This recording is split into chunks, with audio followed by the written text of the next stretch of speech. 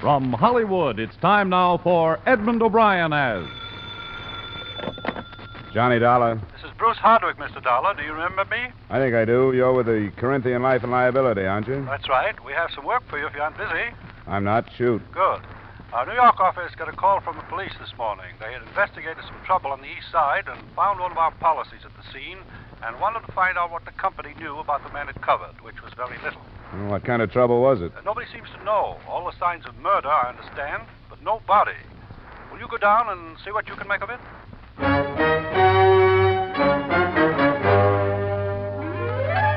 Edmond O'Brien in another adventure of the man with the action-packed expense account. America's fabulous freelance insurance investigator. Yours truly, Johnny Dollar.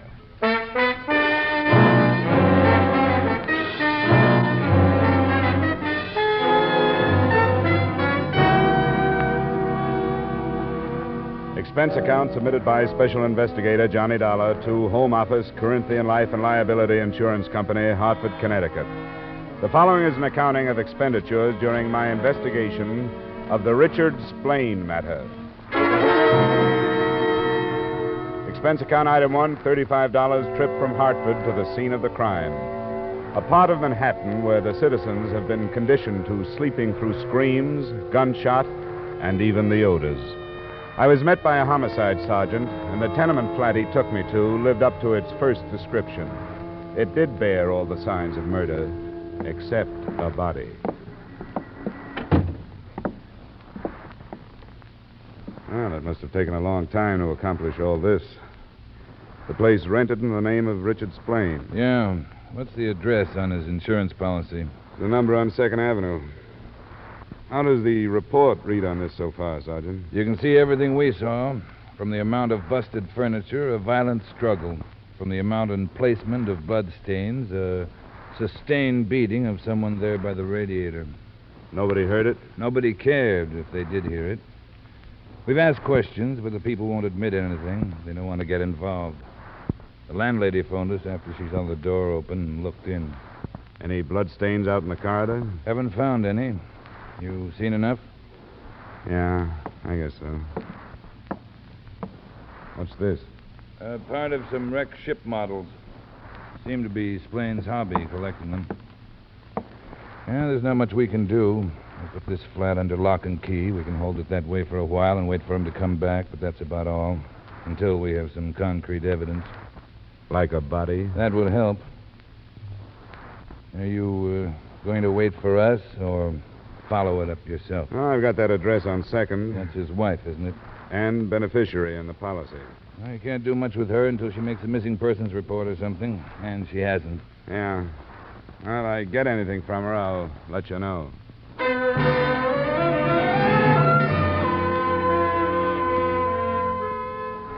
Expense account item 2, $1.50 taxi to the 2nd Avenue address. Mrs. Splain was a rather dumpy blonde with tousled hair and half-applied lipstick. She obviously didn't want me to come in. Well, it's not that I don't want to help any way I could, Mr. Dollar. But I haven't seen much of Dick lately. We split up, you know. No, I didn't.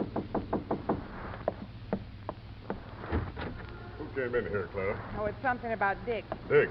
Well, what about him? I'm sick of you getting bothered over that bum. Oh, now, Mark, hold your temper. This man is from the insurance.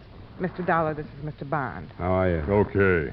What's insurance got to do with this? Splain had a policy on his life. Mrs. Splain is the beneficiary. I guess I never told you, Mark. I almost forgot about it myself. It isn't very much. $35,000. How did you learn about what happened? Well, the police phoned me. Wanted to know if he was here. I told them the same as I told you. Well, I don't even know if Dick was in or out. What do you mean, in or out? In port or at sea. Oh. He worked on a boat. In his policy, he listed his occupation as a carpenter. Well, he used to be. But since the war, he's been a ship's carpenter. He's away all the time. That's one of the reasons I dumped him. That wasn't the worst. Mark, you talk to Mr. Dollar while I go on and put the rest in my mouth. Oh. I feel like I'm not half dressed. Well, what do you want to know about him? Whether he's dead or alive. You think he'd call Mrs. Splain if he was hurt and in trouble? No. I know for sure he wouldn't. When they quit, they meant it. Has there been a divorce? Not yet. It costs money. She hasn't got any. I haven't. And if Splain has, he's not letting loose. Would you happen to know if there's somebody he would turn to? The police checked the hospitals without finding him. No, I don't know where he'd go. Hey, what makes you so sure Splain's the one that got messed up? Maybe he went to work on somebody else. That's what I was thinking. One thing I can tell you from experience. Dick can take care of himself. And he's mean. But honest, that's the very best I can do. Okay. Thanks. Here, I put my hotel room number on my card in case you want to phone. And I'll let you know if anything develops.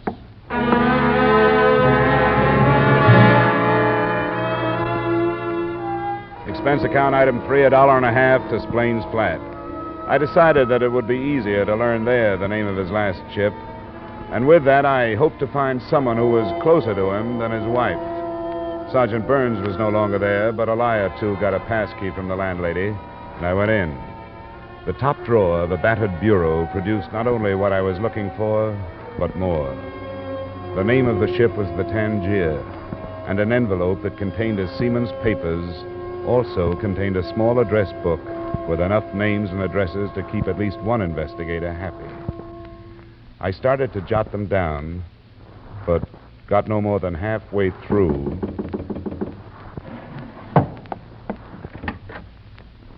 I hope you don't mind, Sergeant. Hey, what's all this? Who are you? A friend of Splain's. I heard you moving in here and thought he was in. What happened? Shut the door. What a mess. Nobody seems to know what happened. Who are you? A cop?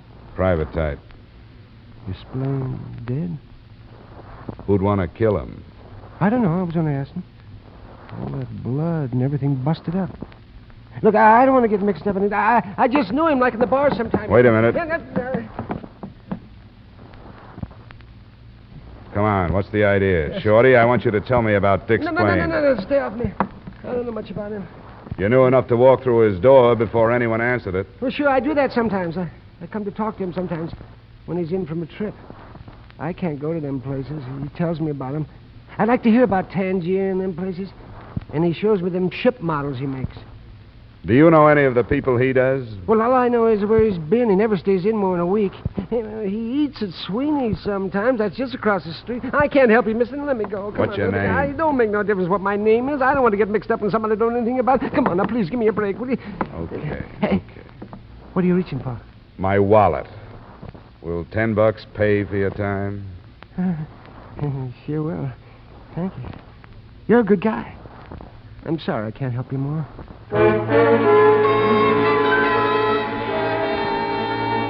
Expense account item 4, $10 peace offering. I had a feeling I'd paid for lies with it and covered the possible loss by tailing the rabbity little man to an address a few blocks away. His name turned out to be Paul Krell. What was left of the afternoon was spent on routine legwork, and at 6 I was on the phone in my hotel room. Sergeant Burns. This is Dollar, Sergeant. Oh, how'd you make out? I've got nothing. Splain and his wife separated and can't afford a divorce. She's taken up with a guy named Mark Bond. But they both say they haven't seen or heard from Splain for a long time. Yeah, a lot of people don't know anything about that guy. Yeah. It seems he's a ship carpenter. I got the name of his ship and went aboard. He's been with it for a couple of years, same one, plies between here and North African ports. Those people don't know much about any of their crewmates' shore life, so I didn't get much. Few names I can check tomorrow. What's the ship? The Tangier, white flag line, Pier 80 on the East River. Have you run into anything? I'm still waiting. Well, you've got my hotel. Yeah, thanks for calling, Dollar. Something may turn up tonight. If it does, I'll phone you first thing in the morning.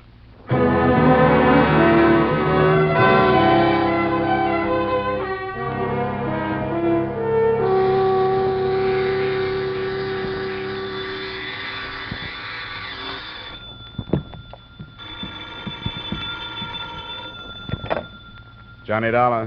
This is Clara Splain, Mr. Dollar. Oh, hello. I gotta see you right away. Sure, what's up?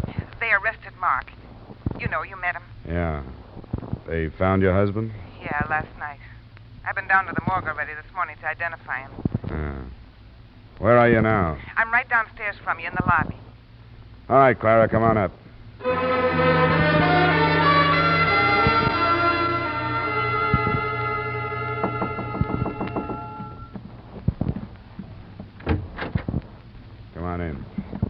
them about us marking me? Nothing that would put the heat on Mark by itself. If they're holding him, they must know more. I think he's lying myself. He couldn't prove where he was when the police said my husband died. Are you sure you didn't mention that $35,000 policy to Mark? I don't think I ever did. No, I'm sure of it. Why did you come here? What do you want me to do? I'm trying to get up my nerve, Mr. Dollar. The real reason that I left Dick was because I found out something awful that he was doing. Such as? He built little boats, models, and they were hollow. He brought dope into the country inside of them. I didn't tell the police that because I was afraid of what they'd do to me for knowing all this time. You should be. Did Mark know about it? No, I never told anybody. But maybe it's important now. You're right. True or untrue, it is important.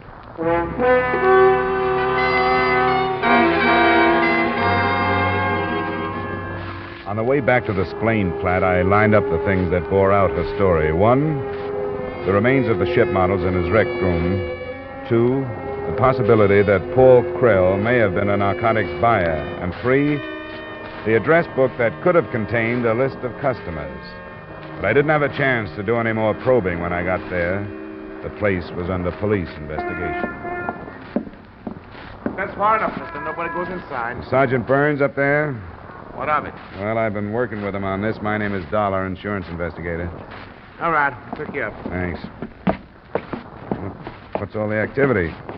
Uncover something? Just another body. What? Yeah. First, not enough. Now, too many. Who can figure these things? I could figure it when I got to Splain's door. Now the evidence I'd tampered with concerned 2 murders. The body of Paul Krell lay beaten to death in the middle of the wrecked room.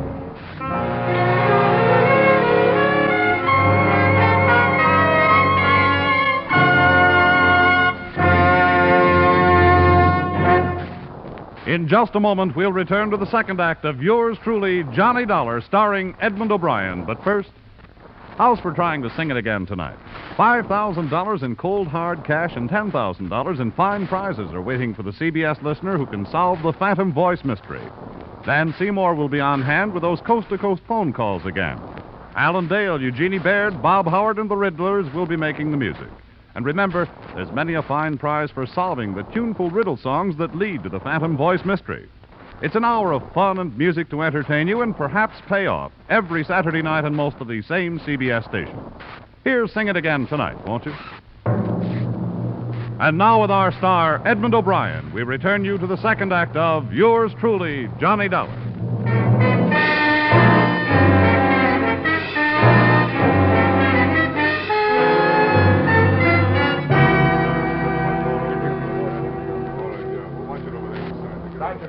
Yeah? The guy says he knows you. Wants to come in. Keep him out.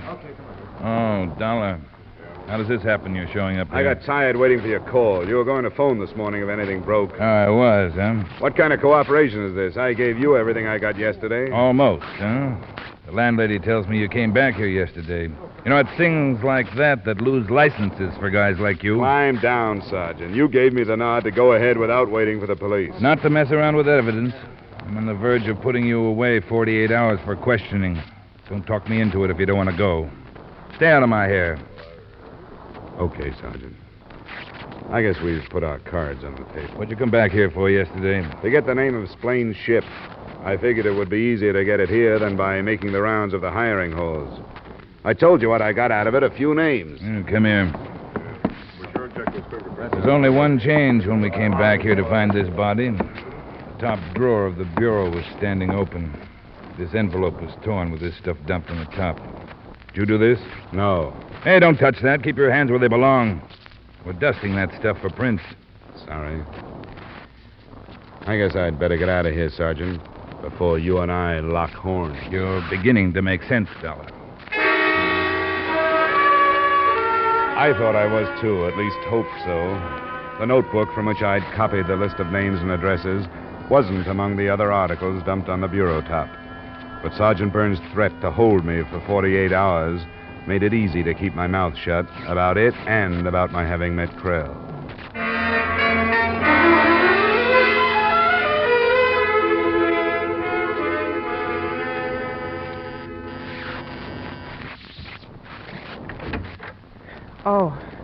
Oh, did they let Mark loose? Don't be funny. Of course they didn't. Well, did you tell him about the little boats and that? I thought it was better not to. There's been another murder at your husband's place. Who? Little guy named Paul Krell. That name mean anything to you? I never heard it before. What's it all about? A lot of people are wondering. Where was Mark Bond last night? They don't think he did that one, too. I didn't ask.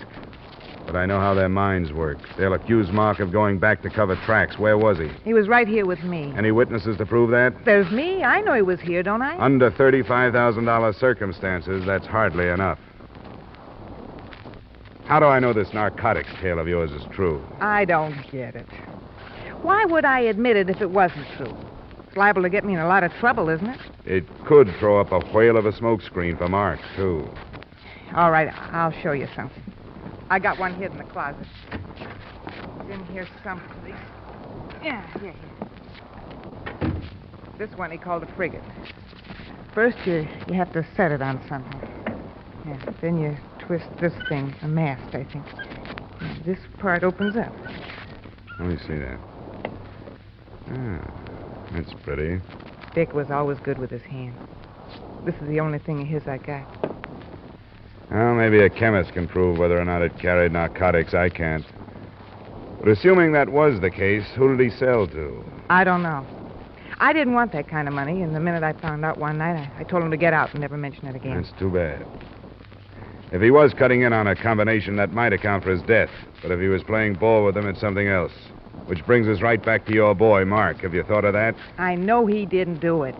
If I thought he did, would I look you up? I'm taking the other approach. If he was innocent, why would you bother tossing me this model ship bone to chew on?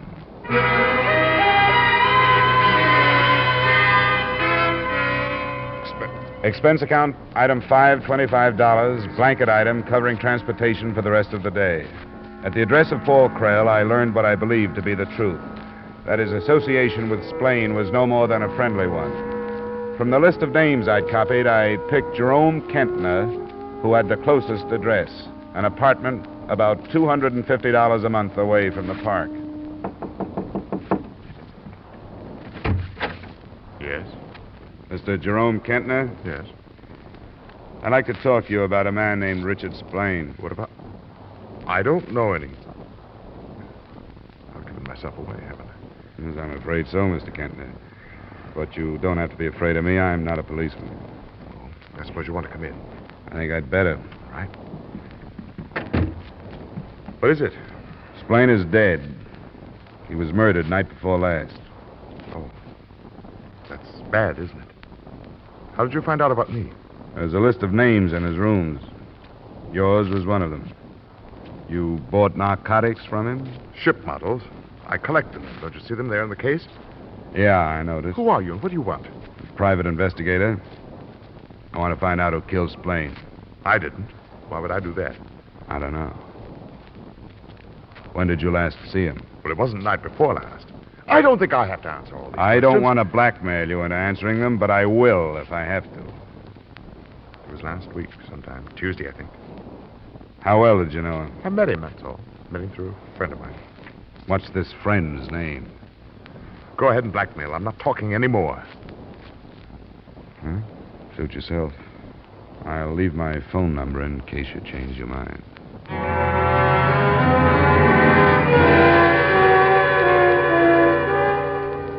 The next two stops yielded nothing. The names were either conveniently or coincidentally out of town.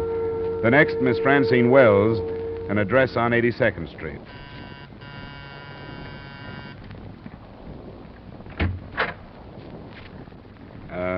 Miss Francine Wells, please. In regard to what?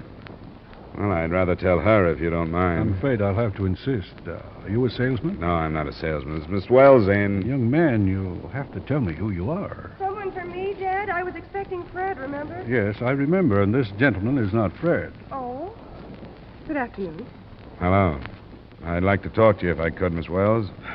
What about? I don't know you, do I? No, you don't, but it's important that I speak to you in private if possible.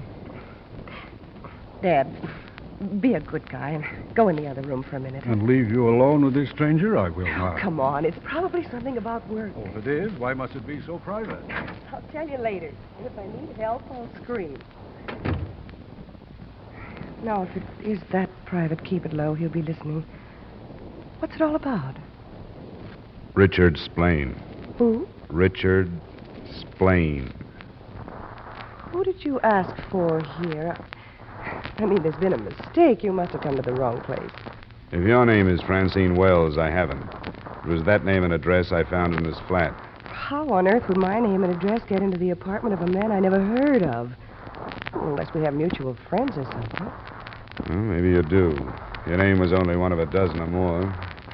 I don't understand at all. Who is this Richard Splain? Well, maybe you knew him without knowing his name. He sold narcotics. He's been murdered. No. What'll I do? I am a pushover for a shocker, aren't I? I'm sorry, it just worked out that way. You aren't sorry. Well, sit down. I guess you're going to stay a while. I'll stand up. I knew this day would get here. I dreamed about it. Here it is. What happened? Well, I'm not being paid to press the narcotics charge. I'm trying to find out who killed him. Being paid? By his insurance company. When did you see him last? A day or two ago. What are these names you mentioned? So far, all customers. You have the list? I made a copy of it. And you think that one of them is the name of whoever killed this Splain? I really didn't know his name. How did you run into him? I don't think that's important. I was introduced to him by a friend. Not a man named Mark Bond, by any chance? Or a woman named Clara, Splain's wife? No, I don't know anything about him. Just enough to watch for the date of his ship when it was due to arrive. I suppose the government men would be the next to show up at my door. Oh, it's not up to me. I can't promise you any help, but I want you to look at this list of names and tell me if you know any of them. Anything I can do, I will do. No, I don't know any of them. I feel sorry for them. I don't want to sound as if I feel sorry for myself. I don't. I was going to say I thought he deserved to be killed, but it's not his fault any more than it's the fault of... Oh, what difference does it make? I want to leave my card with you in case there's something you haven't told me. I'll jot down my hotel.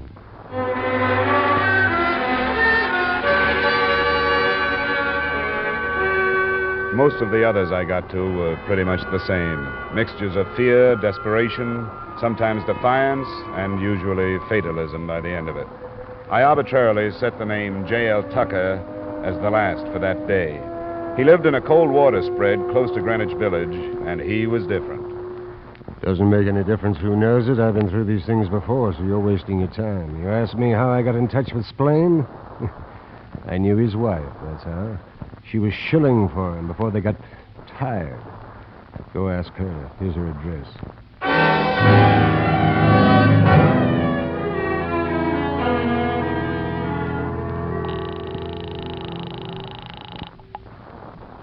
Hello? Dollar. I just left a man named Tucker. He said he knew you. I thought I'd better call. Oh, Tucker. How'd you find him? He tells me you made the contacts for your husband before you separated. That's a lie. Why would he say it? Well, I knew about Tucker. One night it came up. He admitted he was looking for somebody, and, well, I told him about Dick. I didn't know what I was doing. I was stiff. I've spent a long day, and we're back to you, Chubby. Now, look, don't decide to leave town.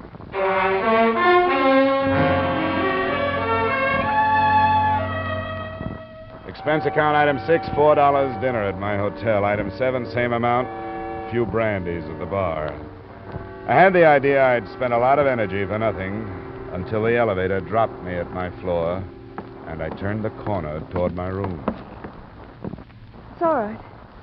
You left your card with me. You must have expected something. I left my card a lot of places. I didn't expect you, Miss Wells.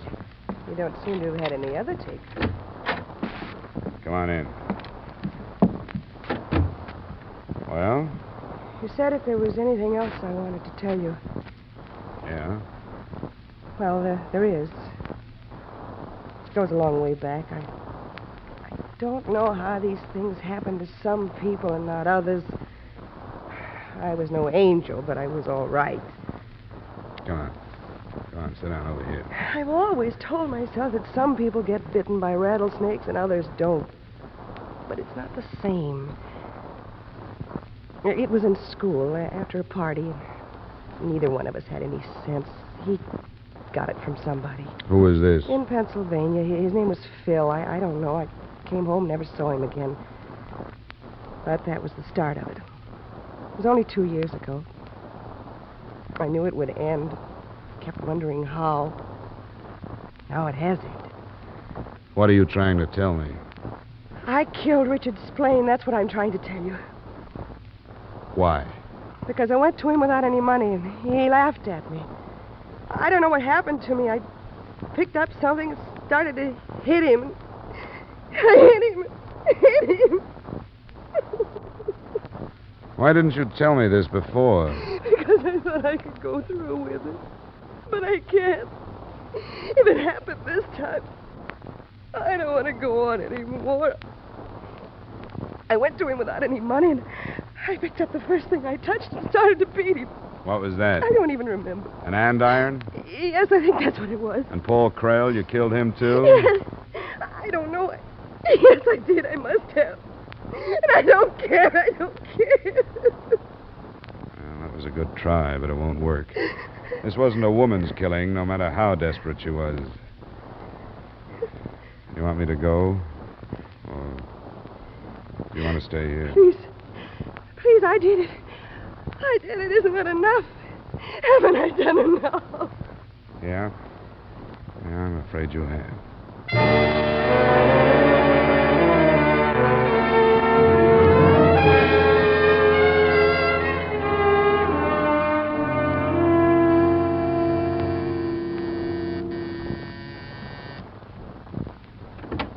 Yes? Oh, it's you. Where's my daughter? I want to talk to you about her. Where is she? Mr. Wells, somewhere in this apartment, if you haven't destroyed it, there's a piece of very important evidence. What's that you say? A notebook containing a lot of names, among them your daughter's. Oh, she told you this? Hardly. She was trying to protect you. She confessed to killing Richard Splain. They haven't arrested her. Not yet. She was lying, you know that. I'm afraid I do, Mr. Wells. Oh, I'm glad. I told her about it after I heard you leave. Are you married? No. If you were, and you were my age, and had a daughter, you'd understand. You know what it's like to watch her change. I didn't know for a long time. I wondered, and I followed her. And when I learned the truth, I killed him. Surely you don't blame me.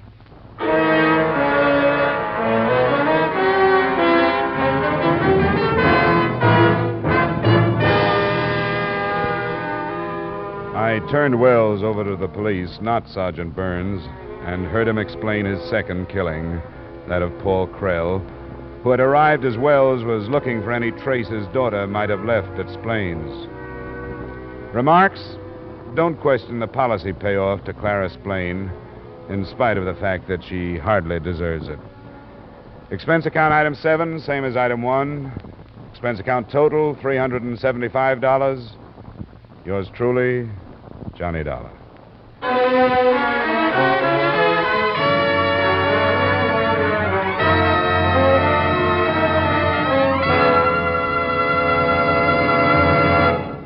Yours truly, Johnny Dollar, stars Edmond O'Brien in the title role and is written by Gil Dowd with music conducted by Wilbur Hatch.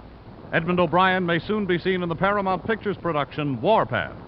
Featured in tonight's cast were Herb Butterfield, Raymond Burr, Joe Gilbert, Bill Boucher, Howard McNear, Barry Kroger, and Mary Lansing. Yours truly, Johnny Dollar, is produced and directed by Jaime Del Valle.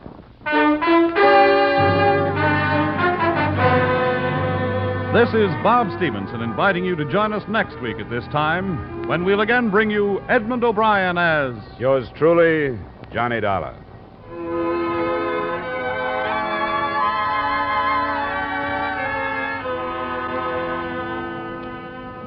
Have you met the Coopers, Liz and George?